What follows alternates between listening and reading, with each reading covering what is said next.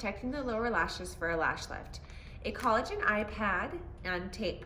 It really is personal preference, but it is up to the client's eye shape and the comfort of the client.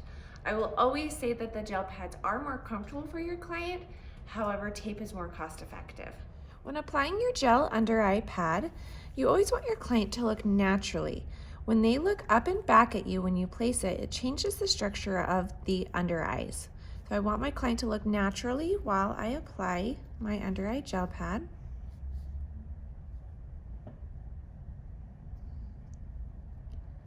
Then I'll have her close, and I can adjust the under eye gel pad with her eye closed to ensure that all of the bottom lashes are fully protected.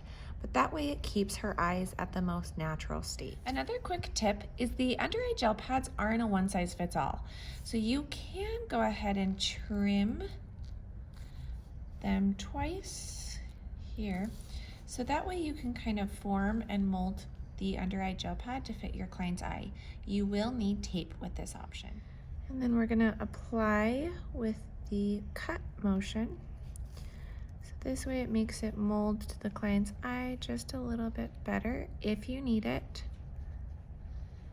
And then like I said, you will need tape for this option. Look up just naturally.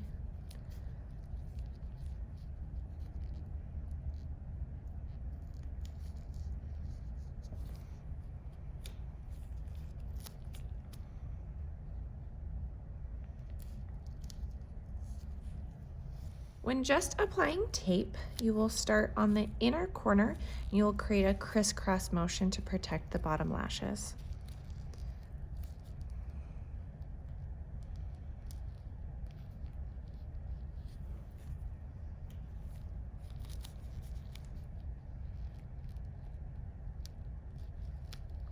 And close.